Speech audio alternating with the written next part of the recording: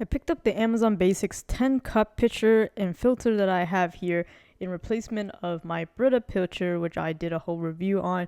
Nothing wrong with that particular pitcher. It was my fault. I put it in the dishwasher and the plastic actually ended up warping. So definitely don't put this in your dishwasher. Why I decided to go with the Amazon Basics one versus getting a replacement Brita is simply the price. This is at least $10, $15 cheaper than the Brita. Plus, with the 10 cup capacity, it's a little bit bigger, so I don't need to constantly be refilling this. But the nice thing about this pitcher is it's also compatible with Brita filters, so you have a lot of options when it comes to replacing filters. So right out of the box, this is what you get. You get the pitcher as well as an instruction manual, very clear graphics on how to set this up, and also how to prep your filter before use. I always pick pitchers that have a little bit of a covering over the spout. As you can see here, it's not going to be fully enclosed, but at least it covers most of it to prevent some random stuff from falling in. I think this is particularly important if you end up putting this in the fridge, so those other odors in your fridge will less likely to get into your water. This pitcher features also a indicator to let you know when you need to replace the filters. It's a simple press of the button and hold to reset the filter status. And refilling the pitcher is very simple. It comes with a total of 4 parts if you include the filter. The middle partition does need to be oriented the correct way, so you can see there's different indication on the narrower end, so you just need to make sure it matches up correctly in order for it to sit flush with the rest of the pitcher. And when you first get the filter, any new filter, you have to do a little bit of pre-rinse. So in the instruction manual, it recommends 3 rinses through before you actually use it for drinking.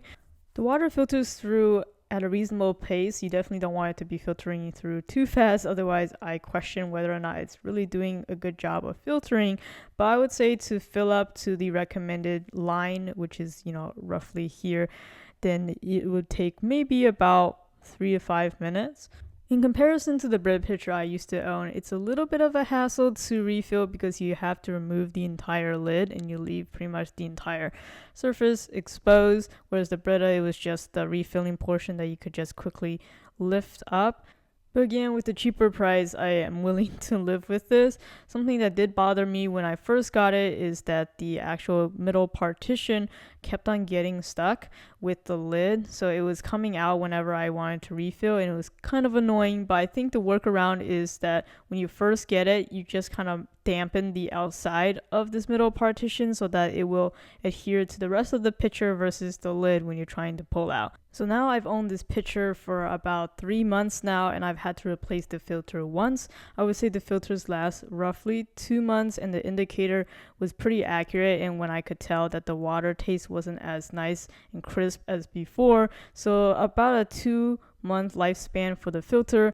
And right now I actually have a Brita filter in because I still prefer Brita filters over any other branded filter, and I've tried Costco branded and now of course Amazon Basic branded filters.